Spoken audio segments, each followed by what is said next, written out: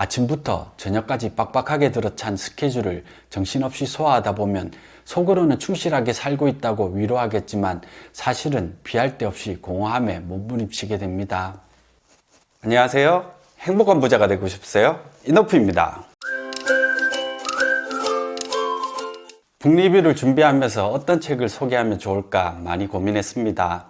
아무래도 처음부터 어려운 책을 소개하는 것보다는 독자들이 흥미를 가지고 쉽게 읽을 수 있는 책이 낫지 않을까 싶어 좀 쉬운 책을 골라봤습니다. 다독하시는 분들께는 좀 식상한 책이 될 수 있겠지만 아직 독서에 흥미가 없어 책을 어려워하시는 분들은 편안하게 읽으실 수 있는 내용입니다. 라디오를 듣는 것처럼 편안하게 들어주시면 좋을 것 같아요. 오늘 소개해드릴 책은 느리게 더 느리게입니다. 부제는 하버드대 행복학 명강의입니다. 이 책은 하버드 대학교에서 강의평가 1위를 차지한 바 있는 탈벤 샤하루 교수의 긍정심리학 혹은 행복학 강의에 바탕을 두고 있습니다.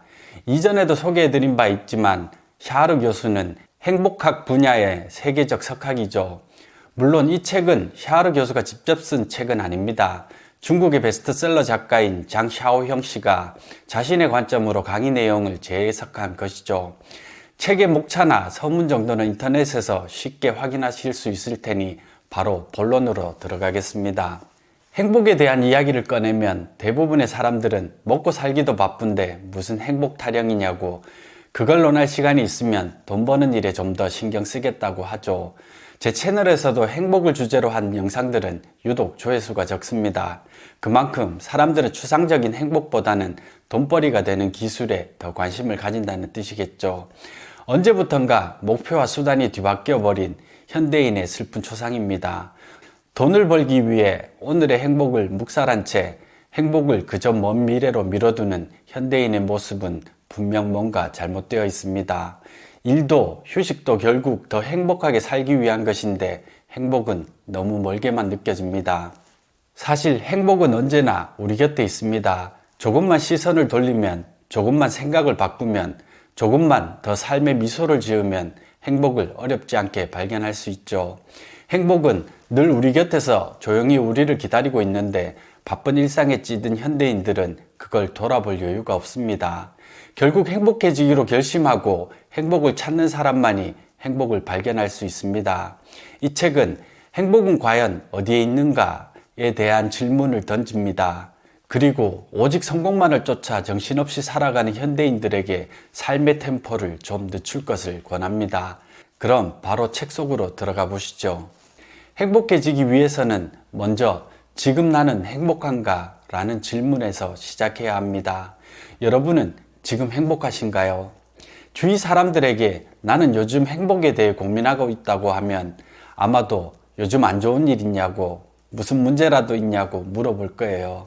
그만큼 사람들은 행복에 대해 진지하게 생각하는 것을 이상하게 여긴다는 뜻이죠. 여러분 중에도 나는 한 번도 스스로 행복에 관한 질문을 해본 적이 없다고 대답하실 분이 많으실 거예요. 대부분 바쁜 일상에 쫓기느라 그런 질문조차 해볼 여력이 없죠. 문제는 정신없이 바쁜 삶을 살다가 어느 정도 여유가 생겼을 때, 혹은 더 이상 그 삶을 지속하기 힘들 정도로 모든 것이 소진되었을 때 문득 내 삶은 행복한가? 라는 질문이 떠오른다는 거예요. 정말 운이 나쁜 사람은 삶의 마지막 순간에 이르러서야 깨닫게 됩니다. 한순간도 행복들을 누리지 못하고 그저 먼 미래로만 미루고 살았구나 라고 말이죠. 우리의 일반적인 통념과 달리 행복지수가 가장 높은 계층은 돈을 아주 많이 벌지도 그렇다고 아주 못 벌지도 않는 중산층의 봉급생활자들이라고 합니다. 당장 먹고 살 일을 걱정하지 않아도 되고 사업 스트레스에 시달리며 하루 24시간 일에만 매달릴 필요도 없는 사람들이죠. 그저 자기 가정을 지키고 맡은 일을 하면서 가끔 친구들과 술 한잔 나눌 수 있는 사람들입니다. 또 여가 시간을 이용해서 독서나 여행 같은 취미 활동도 즐기는 사람들이죠. 크게 성공해야만 행복해질 수 있는 게 아니란 얘기죠. 팝스타 브리트니 스피어스는 남자친구 저스틴 팀버레이크와 헤어진 뒤 한동안 비정상적인 행동들로 구설수에 오르내린 적이 있습니다. 그녀는 나는 가짜다라고 소리치거나 거리로 나가 사람들과 스스럼 없이 사진을 찍기도 했죠. 심지어 그녀 스스로 삭발을 한 후 엄마가 보면 엄청 화내겠는걸 이라며 중얼거리기도 했습니다. 대체 무엇이 그녀를 그처럼 무너지게 했을까요? 과거 그녀는 인생에서 가장 고통스러웠던 일로 유년 시절을 잃어버린 것을 꼽은 적이 있습니다. 사실 그녀가 연예인이 된 데는 어머니의 영향력이 절대적이었습니다. 젊은 시절 스타가 되기를 꿈꿨던 그녀의 어머니는 자신의 꿈을 어린 딸이 대신 이뤄주기를 바랬죠. 브리트니는 아주 어릴 때부터 어머니의 손에 이끌려 연예계를 떠돌아다녔고 결국 어머니의 바람대로 스타덤에 오르게 되었죠. 그러나 어린 브리트니가 정말로 원했던 것은 스타로서의 삶이 아닌 즐겁고 행복한 평범한 여자아이가 되는 것이란 걸 그녀의 어머니는 알지 못했습니다. 우리는 어쩌면 타인의 시선에 얽매여 다른 사람의 기대를 자신의 목표로 착각하며 살아갑니다. 그러다 인생의 어느 순간에 자신이 여태껏 걸어온 길이 얼마나 힘들고 고통스러웠는지를 깨닫게 되죠. 인생은 온전히 자신의 것이어야 합니다. 어떻게 살 것인지 또한 스스로 발견하고 결정해야 합니다. 타인의 기대에 부응하기 위해 자신이 원하지도 않는 삶을 살게 된다면 아무리 큰 성공을 이루더라도 공허함에서 벗어나기 어렵습니다. 삶을 제대로 살아가기 위해서는 타인의 목소리가 아닌 자기 내면의 목소리에 귀를 기울여야 해요. 행복은 다른 사람의 시선 속이 아니라 바로 여러분의 마음속에 있기 때문입니다. 실패하는 법을 배워라. 아니면 배우는데 실패할 것이다. 현대인들은 완벽해지기를 바라고 또 완벽해져야 한다는 강박 속에서 살아갑니다. 안타깝게도 완벽한 사람, 완벽한 일이란 이 세상에 존재할 수 없습니다. 그렇기 때문에 완벽을 행복의 기준으로 삼는다면 불행해질 수밖에 없습니다. 인간은 태생적으로 불완전하기 때문입니다. 심리학적 측면에서 보면 자신이 완벽하지 않음을 인정하는 것은 스스로를 존중하고 직시할 심리적 원동력이 됩니다. 그러니 자신이 불완전하다는 것을 인정하고 단점이 아니라 장점에 집중해야 합니다. 워렌 버핏이 주주로부터 실수나 잘못을 저질렀을 때 어떠한 철학을 갖고 대처하는지에 대한 질문을 듣고 다음과 같은 대답을 남겼습니다. 저는 실수 자체에 대해서 깊이 생각하지 않습니다. 그래봤자 아무 도움도 되지 않기 때문이죠. 대신 실수에서 무엇을 배울 수 있는지를 생각합니다.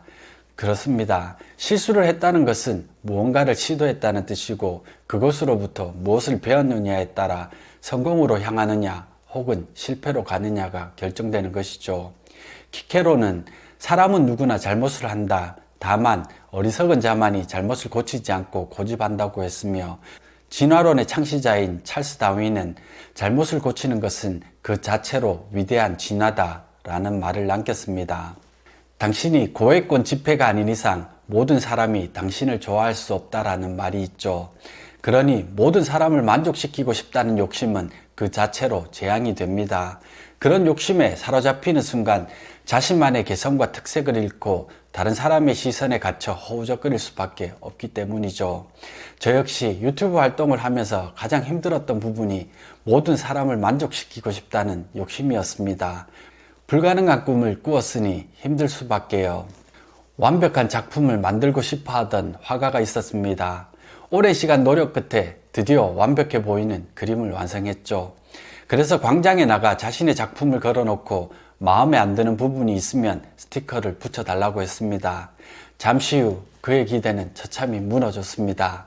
그림에 여기저기 스티커가 붙은 거죠.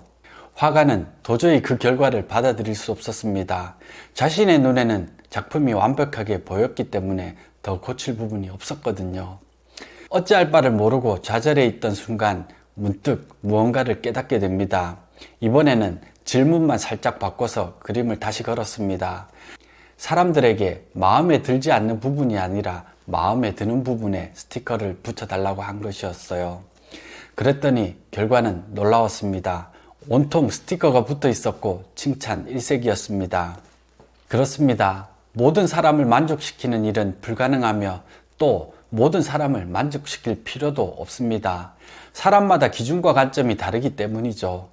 타인의 생각이나 의견에 지나치게 신경 쓰게 되면 실망하게 되고 자칫 일을 그르칠 가능성이 커집니다. 그런데 우리는 어떤가요? 남의 눈치를 보느라 장점이 아닌 단점에 집착하며 살아가죠. 잘 한번 생각해 보세요. 부족한 부분을 채우면 그냥 평범해질 뿐입니다. 그 이상, 그 이하도 아니죠. 그런데 현대사회는 어떤 사람을 원하고 있나요? 특색 없이 평범한 사람이 아니라 특별한 사람을 원하죠. 특별해지기 위해서는 남다른 장점들을 갈고 닦는 데 집중해야만 합니다. 우리는 자신의 기준으로 다른 사람의 행복을 판단하는 잘못을 저지르기 쉽습니다. 한 남자가 있었습니다. 사랑하는 아내를 위해 무엇을 해줄 수 있을까 고민한 끝에 앞으로 더 열심히 돈을 벌어서 당신을 평생 행복하게 해줄게 라고 이야기를 했습니다. 그 말을 들은 아내가 담담하게 대답했죠. 우리는 이미 행복하지 않나요? 당신이 지금보다 더 열심히 일한다고 해서 우리의 행복은 더 늘어나지 않아요. 다만 돈이 좀 더 생길 뿐이죠. 주말에도 쉬지 않고 일해서 아이에게 온갖 장난감을 사주는 부자 아빠가 아이를 더 행복하게 해줄 거라는 생각은 우리 어른들의 착각일지 모릅니다. 어쩌면 아이에게 필요한 것은 온갖 장난감이 아니라 아빠의 관심과 사랑일지 모르니까요. 자식이 열심히 공부해서 의사나 판검사가 됐으면 하고 바라는데 아이의 성적이 따라주지 못해 불만족스러운 부모님이 많으시죠. 그런데 자식은 재벌 2세가 꿈인데 부모님이 영 노력하지 않아 꿈을 이루긴 걸렀다고 불평한다고 한번 생각해 보세요. 우스갯소리지만 의미하는 바가 큽니다. 우리는 자신도 모르는 사이에 행복의 열쇠를 다른 사람 손에 맡긴 채 살아가거든요. 현명한 사람들은 남이 자신을 행복하게 해주길 기대하지 않고 스스로 행복해짐으로써 주변까지 행복하게 만드는 사람입니다. 내가 바꿀 수 없는 것들을 목표로 살아가는 사람들은 절대로 행복해질 수가 없습니다. 행복은 오직 자기 자신만이 만들 수 있거든요. 일본 항공인터내셔널 회장의 말입니다. 당신이 얼마나 부유하든 또 얼마나 큰 권력을 가지고 있든 간에 인생의 마지막 날에 결국 모든 것을 땅에 남겨두고 오직 영혼만 가지고 가게 된다. 그래서 처음 세상에 왔을 때보다 훨씬 고귀하고 아름다운 영혼을 가지고 떠날 수 있도록 인생은 물질의 향연이 벌어지는 곳이 아니라 영혼을 수련하는 곳이어야 한다. 사실 우리 인간이 살아가는 모습은 크게 다르지 않습니다. 수백 채의 집을 갖고 있는 사람도 잘 때 필요한 것은 방 한 뿐이며 창고에 식량이 가득해도 하루에 먹는 것은 단 3끼뿐이죠. 옷장에 수백 벌의 옷이 있어도 하루에 한 벌만 입을 수 있습니다. 그런데 우리는 여분을 더 많이 갖기 위해 우리의 삶을 너무 낭비하고 있는지도 모를 일입니다. 어떤 사람들은 결코 만족하는 법이 없습니다. 습관적으로 불평불만을 늘어놓죠. 아침에 눈을 떴을 때 햇볕이 쨍하면 덥다고 짜증내고 날이 흐리면 흐린 대로 기분이 가라앉는다며 신경질을 냅니다. 이것도 눈에 거슬리고 저것도 마음에 안 들고 사실 해는 당신이 기분 좋을 때도 떠 있고 기분이 나쁠 때도 떠 있습니다. 결국 당신의 기분은 해와 아무런 상관이 없는 것이죠. 세상이 하나부터 열까지 자신과 맞지 않는다고 느껴질 때 곰곰이 생각해 봐야 합니다. 혹시 내가 기분 나쁜 이유는 모든 것을 지나치게 트집 잡고 있기 때문은 아닐까 하고요. 우리 인생에서 부정적인 감정은 지출이고 긍정적인 감정은 수입입니다. 결국 긍정적인 감정이 부정적 감정보다 많을 때 우리는 행복이라는 최고의 수익을 거둘 수 있습니다. 매사에 불평불만보다는 감사와 만족이 필요한 이유입니다. 행동은 두려움을 이긴다는 말이 있습니다. 미국 경제가 대공황을 겪고 있을 당시 루스벨트 대통령은 뉴딜 정책을 추진하기 위해 대국민 연설을 했습니다. 다음은 그 연설의 일부입니다. 우리의 새로운 정책이 성공하려면 무엇보다 믿음과 용기가 필요합니다. 국민 여러분, 믿음을 가지십시오. 근거 없는 유언비어에 흔들리거나 놀라지 말고 모두 함께 뭉쳐서 두려움을 이겨나갑시다. 우리가 유일하게 두려워해야 할 것은 두려움 그 자체입니다. 모호하고 경솔하며 아무런 근거도 없는 바로 그 두려움 말입니다. 두려움을 극복하는 방법은 바로 행동입니다. 두렵지 않기 때문에 행동하는 것이 아니라 행동하기 때문에 두려움이 사라지는 것이니까요. 우리는 걱정하고 주저앉아 있는 대신 많이 행동할수록 두려움 대신 자신감을 얻게 됩니다. 코로나 바이러스로 모두가 힘든 시기를 보내고 있습니다. 이럴 때 두려움에 사로잡혀 온갖 공포를 부추기는 뉴스에 빠져들기보다는 그동안 바빠서 엄두도 내지 못했던 책을 펼쳐보는 건 어떨까요? 소홀했던 가족들과 많은 대화도 하고 행복한 시간을 보내면 어떨까요? 끝나지 않는 위기는 없습니다. 분명 우리는 이 위기를 슬기롭게 극복하고 더 건강해질 겁니다. 의료 시스템은 미래에 닥칠지도 모를 더 큰 위기를 대비할 수 있게 더욱 공고해질 것이고, 위기가 아니었으면 국민적 합의를 도출하기 힘들었을 기본소득도 실험해 볼 수 있는 기회를 얻었습니다. 신뢰를 잃어버리고 모두가 사재기에 열중하면 공멸한다는 사실을 알게 되었으며, 똘똘 뭉쳐 위기를 극복하는 우리의 저력에 자부심을 갖게 되었죠. 미처 인식하지 못했던 사회적 약자들이 위기 앞에서 얼마나 취약해질 수 있는지 보면서 그들에 대한 배려가 필요하다는 것을 깨닫게 되었습니다. 위기는 우리에게 큰 아픔을 안겨줬지만 무언가 소중한 교훈도 전해주었습니다. 알프스산 중턱에 시원하게 뚫린 도로를 달리다 보면 눈에 띄는 표지판을 마주하게 됩니다. 천천히 가면서 즐겨보세요. 모두가 목적지에 한시라도 빨리 도착하겠다는 일념으로 도로 주변에 펼쳐진 숨막히도록 아름다운 절경을 보지 못하고 지나쳐버리기 때문에 생긴 말입니다. 속도를 줄이면 평소에 보지 못했던 아름다운 풍경들이 눈에 들어옵니다. 바쁘게 살아가는 동안 어쩌면 우리는 많은 것을 잃어버리고 있는지도 모릅니다. 아침부터 저녁까지 빡빡하게 들어찬 스케줄을 정신없이 소화하다 보면 속으로는 충실하게 살고 있다고 위로하겠지만 사실은 피할 데 없이 공허함에 몸부림치게 됩니다. 인생은 편도 여행입니다. 이 여행에서 어떤 사람은 고속열차를 타고 엄청난 속도로 앞만 보며 달려가죠. 기나긴 여행의 과정을 순간으로 압축해버리는 것이죠. 결국 여행의 끝에는 목적지에 도달했다는 잠깐의 쾌감만이 남습니다. 그러나 어떤 사람은 두 발로 걸어서 산을 넘고 물을 건넙니다. 그 여정에서 꽃과 새를 보고 나무와 곤충을 관찰하며 때로는 걸음을 멈추고 바람에 나뭇잎이 스치는 소리에 귀 기울이기도 합니다. 인생의 맛은 아주 다양합니다. 그래서 허겁지겁 삼키는 것보다 천천히 씹고 음미해야 진정한 맛도 즐거움도 느낄 수 있습니다. 사람들은 입버릇처럼 너무 바빠서 도저히 쉴 만한 여유가 없다고 합니다. 하지만 아무리 바빠도 의도적으로 쉴 시간을 만들어야만 합니다. 그래야만 생활의 긴장과 이한이 반복되면서 더 멀리, 더 높이 나아갈 힘을 얻을 수 있거든요. 인생은 여행이지 단거리 경주가 아님을 잊지 마세요. 속도를 늦추고 느리게 걸으면서 주변을 돌아보세요. 겨울의 끝자락에 피었던 매화가 진 자리에 개나리, 벚꽃들이 대신하고 있습니다. 만약 그것들을 찬찬히 바라볼 여유조차 없었다면 아마도 우리의 삶의 템포가 너무 빠른 것일 겁니다. 사람은 연료만 주입하면 알아서 돌아가는 기계가 아닙니다. 피곤하면 쉬어야 하고 가끔은 기분도 전환해야 하죠. 게다가 적절히 쉬어야 더 멀리 더 오래 앞을 향해 나아갈 수 있습니다. 따라서 인생의 참 행복을 누리려면 열심히 일하는 것 못지않게 잘 쉬는 것도 중요합니다. 하루 종일 일만 하는 부지런한 꿀벌이 있었습니다. 신선한 꽃을 발견하면 꿀벌은 홀린 듯 다가가 정신없이 꿀과 화분을 모았죠. 지칠 때도 있었지만 그럴 때마다 마음을 다잡았습니다. 모아야 할 꿀이 저렇게 많은 걸, 그러니 조금만 더 힘내자.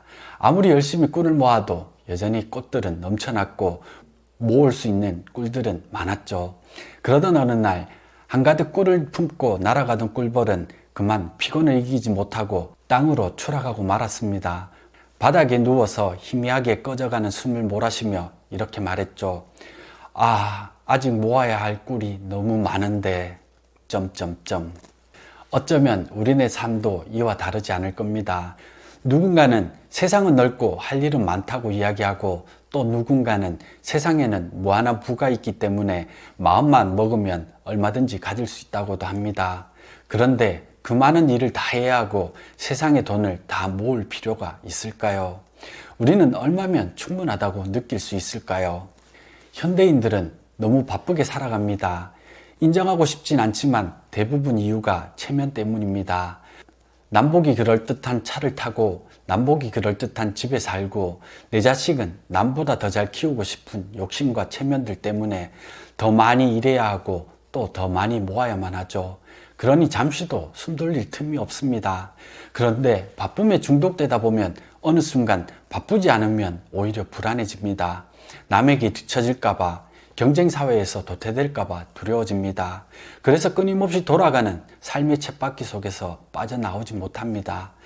더 많이 바라고 더 많이 짊어질수록 우리 인생의 고민과 근심은 더욱 깊어만 갑니다. 미국 전 대통령 토마스 윌슨은 꿈에 대해 이렇게 말했습니다. 우리는 꿈이 있기에 위대해질 수 있습니다. 실제로 위인들은 모두 몽상가였습니다. 그들은 따스한 봄바람 속에서 겨울철 따뜻한 난로가에서 위대한 꿈을 꾸었습니다.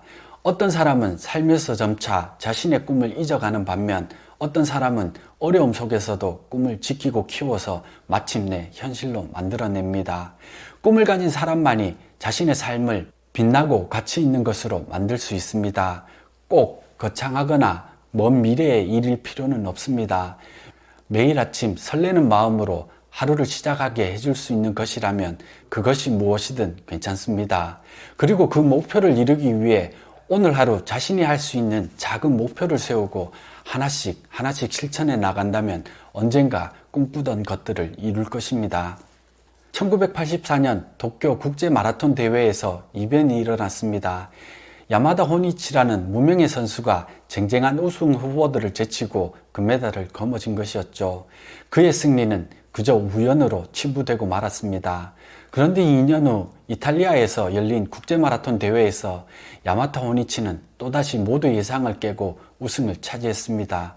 어떻게 이런 일이 가능했을까요? 오랜 시간이 흐른 후 그의 자서전을 통해 그 비밀이 밝혀졌습니다. 매번 대회를 치르기 전 나는 미리 차를 타고 시합 코스를 꼼꼼히 돌아봤습니다. 그리고 코스 주변에 눈에 띄는 지형물을 수첩에 모두 기록한 후 각각을 목표 지점으로 삼았습니다. 첫 번째 목표 지점은 은행, 두 번째 목표 지점은 큰 나무, 그 다음은 붉은색 건물, 이런 식으로 40km가 넘는 전체 코스를 여러 개의 구간으로 세분하고 시합 당일에는 구간 하나하나를 돌파하는 기분으로 뛰었습니다. 그렇습니다. 많은 사람이 노력하다가 중도에 포기하는 이유는 처음부터 지나치게 높고 원대한 목표를 세우기 때문입니다. 대개의 경우 우리는 실패해서 포기하는 것이 아니라 성공을 향하는 길이 너무 멀고 힘들어서 포기하게 됩니다. 목표는 반드시 손에 잡힐 듯 분명하고 실현 가능해야만 합니다. 처음부터 결승선을 생각하고 뛰면 금방 지치기 때문에 단기적으로 달성할 수 있는 여러 개의 목표를 세우는 것이 유효할 수 있어요. 행복한 사람이 되고 싶다면 자신의 능력치를 넘어서는 인생 목표를 세우지 말고 적절한 지점에서 만족하는 법을 배워야만 합니다. 누구나 다 장군이 될 수는 없습니다. 누군가는 궁수가 되어야 하고 또 누군가는 전령이 되어야만 하죠. 모든 역할은 나름의 의미가 있고 무엇 하나 필요 없는 것이 없습니다. 그저 각자에게 맡겨진 임무가 다를 뿐 모두 중요하니까요. 결국 자신의 재능과 능력을 고려해서 인생의 목표를 세우는 것이 가장 중요합니다. 남과 자신을 비교하며 허황되고 그럴싸한 목표를 세우는 것은 우리를 불행으로 이끕니다. 헛된 꿈을 쫓는 것만큼 인생을 낭비하는 일도 없으니까요. 한 가지 가치 있는 일을 추구하는데 자신의 정력과 마음을 온전히 집중한다면 그 인생은 절대 실패하지 않는다라는 말이 있습니다. 좋은 열매를 맺기 위해서는 불필요한 가지를 미리 쳐내야 하듯이 인생에서도 힘을 분산시켜 여러 가지 일을 하기보다는 가장 중요한 일 한 가지에 힘을 집중하는 것이 중요합니다. 여러분은 이 세상에서 가장 강한 에너지원이 무엇이라고 생각하시나요? 그렇습니다. 태양입니다. 태양은 지구 전체를 데우고 또 밝히죠. 어마어마한 에너지를 내뿜습니다. 그런데 잘 한번 생각해 보세요. 그 강한 태양빛도 한 점으로 모이지 못하면 종이 한 장 뚫을 수 없습니다. 하물며 평범한 우리 같은 사람이야 오죽하겠습니까? 원하는 것을 이루기 위해서는 오직 하나에 집중하는 시간이 필요할지도 모르겠습니다. 온 마음과 에너지를 하나로 모을 때 전혀 다른 결과를 얻게 될 것입니다. 사람은 누구나 고통 없는 삶을 살길 원합니다. 하지만 고통을 없애는 것은 불가능할 뿐더러 고통 자체가 꼭 나쁜 것도 아닙니다. 고통도 인생을 구성하는 하나의 요소인 셈이죠. 우리는 고통에서 많은 것을 배울 수 있습니다. 또한 인간은 가장 고통스러울 때 더 큰 성장과 도약을 이룰 수 있습니다. 많은 사람들이 불행을 만나고 고통을 겪은 후에도 여전히 행복하게 살아가죠. 언제나 행복하고 즐겁기만을 바란다면 인생은 오히려 끝없는 불만족과 부정적 감정에 빠지기 쉽습니다. 그래서 어떻게 고통에서 벗어나느냐보다는 어떻게 고통을 대하느냐가 더 중요합니다. 일어섰다 넘어지기를 수십 번 반복해야 제대로 걷는 법을 배울 수 있듯 수차례 실패를 경험한 사람만이 비로소 성공할 수 있습니다. 사람의 가치는 경험이 늘어갈수록 커지며 좌절이나 불행을 겪는다고 해서 전혀 깎이지 않습니다.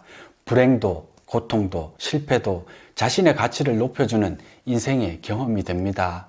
그러니 어떠한 순간에도 희망과 자신감을 잃지 마세요. 자기 인생에 전적으로 만족하며 사는 사람은 드뭅니다. 우리는 항상 누군가와 비교하고 부러워하기 때문입니다. 비교와 부러움은 인간의 공통된 심리죠. 우리는 이미 소중한 것들을 아주 많이 가지고 있지만 가지고 있을 때는 모르다가 잃어버리고 나서야 그 소중함을 깨닫습니다. 어쩌면 우리가 갖지 못한 것은 행복이 아니라 행복을 발견하는 눈일지 모릅니다.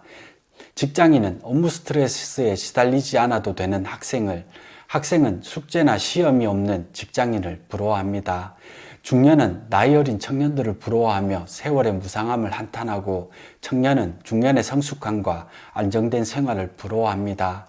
지금 내가 부러워하는 그 사람도 어쩌면 누군가를 부러워하고 있을 것입니다. 톨스토이는 행복한 가정은 전부 비슷하지만 불행한 가정은 제각각의 이유로 불행하다라는 유명한 말을 남겼습니다. 사람이 사는 모습은 대개가 비슷합니다. 그럼에도 불행하다고 느끼는 이가 많은 까닭은 자신의 불행만 크게 확대해서 보기 때문입니다. 잃어버리기 전까지는 소중함을 깨닫지 못하는 것들이 있습니다. 건강이 그렇고 아무 일 없이 조용히 지나가는 하루가 그렇습니다. 그런데 사람들은 어리석게도 행복보다는 불행에, 평안함보다는 불안함에 더 민감합니다. 그래서 불행이 닥치고 생활이 불안함에 휩싸이면 신경질적으로 반응하고 운명을 원망하지만 정작 평온하고 행복할 때는 이를 당연하게 생각하고 아무것도 느끼지 못하죠. 평안함은 축복입니다. 그런데 사람들은 그 사실을 종종 잊고 살아갑니다. 그래서 조용하고 평안한 날이 지속될 때는 그 속에서 진정한 행복을 찾고 누리는 사람이 잘 없습니다. 오히려 사는 것이 재미없다고 하고 혹은 감동거리나 낭만적인 일이 없다고 불평을 하죠. 건강을 잃고 병원에 누워 있을 때나 예기치 못한 재난으로 고단한 하루를 보낼 때 사람들은 비로소 가장 원했던 것이 바로 평안한 일상이었음을 깨닫게 됩니다. 아무것도 잃어버리지 않았음에도 평범한 하루의 가치를 깨닫고 누린다면 그처럼 축복된 일도 없을 것입니다. 그러니 오늘 하루가 평안하게 지나갔다면 지루하다고 불평하는 대신 무사히 보낸 하루를 감사하면 어떨까요? 우리 인생에는 나눔이 필요합니다. 기쁨이든 슬픔이든 다른 사람과 나눠야만 합니다. 흔히 하는 말로 기쁨은 나누면 두 배가 되고 슬픔은 나누면 반이 된다고 하잖아요. 그런데 나눔이 없는 인생은 기쁠 때나 슬플 때도 똑같이 홀로 벌을 받는 것과 같습니다. 여러분에게 기쁜 일이 생겼는데 함께 기뻐해 줄 사람이 하나도 없다면 어떤 기분이 들까요? 기쁨은 곧 사라지고 우울함이 밀려올 겁니다. 반대로 슬픈 일을 겪더라도 위로와 의지가 되는 누군가와 함께 한다면 이내 곧 평안을 되찾을 수 있죠. 그 순간 혼자가 아니라는 마음에 감사하게 될 겁니다. 물론 우리는 가끔 혼자 있기를 바랍니다. 특히 남성분들은 더욱더 그럴 거예요. 하지만 항상 혼자 있기를 바라는 사람은 아마도 없을 겁니다. 사람은 어쨌거나 사회적 존재이고 누군가와 더불어 살아갈 때 기쁨을 느낄 수 있거든요. 젊었을 때는 좋든 싫든 항상 주변에 벗들이 가득합니다. 학교와 사회에서 사람들로 둘러싸여 지내니까요. 그래서 그 소중함을 잊고 지내기 쉽습니다. 그러다 나이가 들고 혼자가 되면 그제서야 우정이 얼마나 귀한 선물인지 깨닫게 됩니다. 좋은 친구는 우리의 인생을 더욱 아름답고 다채롭게 만들어준다는 말이 있습니다. 하지만 우정은 그냥 지켜지는 것이 아니죠. 노력이 필요합니다. 다행히 우정을 지키는 방법은 연인과의 관계를 지키는 것보다 훨씬 쉽습니다. 값비싼 선물을 사줄 필요도 없고 달콤한 말을 애써 속삭일 필요도 없죠. 그저 때때로 잊지 않고 연락해서 인사만 해도 됩니다. 잘 지내? 별일 없지? 요즘 날씨가 춥다. 감기 조심해. 어려운 일은 없어? 그냥 생각나서 연락해봐서 등등. 간단하지만 진심이 담긴 인사 한마디만으로도 얼마든지 우정을 지속할 수 있습니다. 실제로 친구로부터 온 다정한 전화와 메시지 한 통에 마음이 따뜻해지고 기운이 나는 경험을 누구나 한 번쯤은 해보셨을 겁니다. 오늘 친구가 당신에게 그랬듯 당신도 친구에게 따뜻한 인사 한마디 건네는 건 어떨까요? 인생은 기나긴 여행입니다. 함께할 친구가 없다면 이 여행은 굉장히 쓸쓸하고 고독할 겁니다. 친구는 맑은 차와 같아요. 비록 맛은 담백하지만 진한 향이 오랫도록 남아있는 그런 차죠. 또한 친구는 오래된 술입니다. 세월이 흐를수록 더욱 깊은 향과 맛이 더해지기 때문입니다. 친구의 수만큼 우리의 인생에도 감동이 늘어갑니다. 그래서 친구는 각박한 이 세상을 꿋꿋이 살아갈 힘이 되어주죠. 돈만 많은 부자 말고 사람 부자가 되어야 하는 이유입니다. 오늘 이야기는 여기까지입니다. 편안하게 들으셨나요? 한 번쯤은 들어봤을 법한 뻔한 이야기들이라 식상하신 분들도 계셨겠지만 그동안 잊고 살았던 무언가를 깨닫게 되신 분들도 계실 거예요. 오래전 처음 이 책을 읽었을 때는 몰랐지만 다시 보면서 억지스러운 부분도 좀 있고 그랬습니다. 어디 완벽한 책이 있겠습니까? 저는 개인적으로 술술 잘 읽히고 다양한 이야기들이 들어있어서 좋았습니다. 오늘 영상은 이것으로 마치겠습니다. 여러분 행복한 부자 되세요. 고맙습니다.